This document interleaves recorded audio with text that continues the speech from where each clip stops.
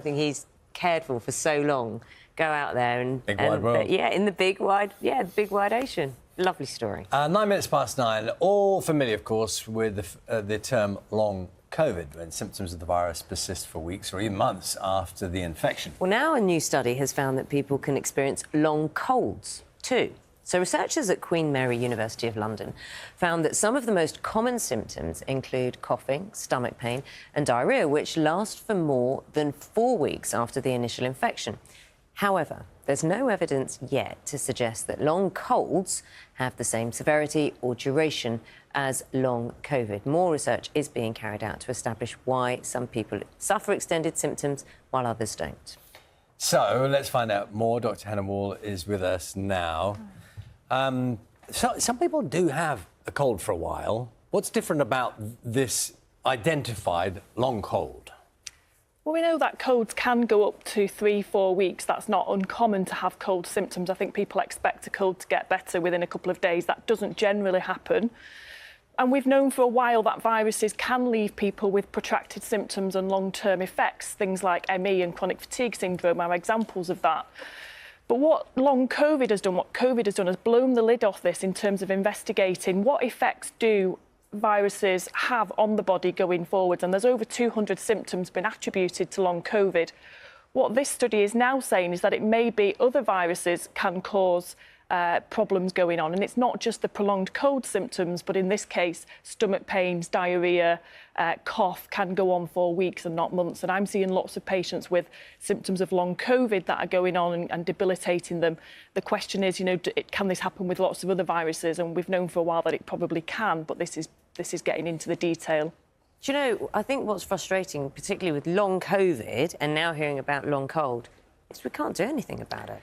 I know, and the difficulty when patients come to us, it's quite distressing for patients because patients will come and they'll say, I've got these symptoms, and they're carrying on. And it creates a whole host of problems because we have to investigate those. So if someone tells me they've had diarrhoea for 3, 4, 5, 6 weeks, I'm going to investigate that as a GP to check that there's no underlying bowel cancer, no underlying bowel disease. There's no test that I can say, actually, it's because you had that cold and this is a long cold. So it puts people through lots of investigations, lots of recurrent visits. It's distressing for patients. It's resource intensive for services to keep investigating these patients. And there's this term called medically unexplained symptoms where we do all these investigations and we never really get to the bottom of what's going on. And I suspect many of those are because of viruses where we just don't have the answers yet. And it's very distressing for a patient when you can't give them that answer.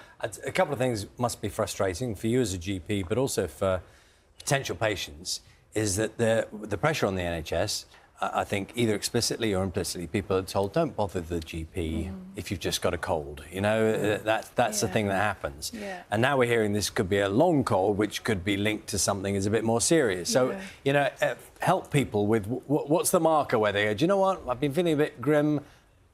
Should I bother the doctor or not? Yeah, I think you absolutely should bother the doctor if it's the time frame that makes the difference. So if it's after 3 weeks, if a cough's been going on for more than 3 weeks, if your bowels have been loose for more than 3 weeks, that generally, I mean, it's a moving feast, but generally after 3 weeks we'd start to think, is there something else going on here?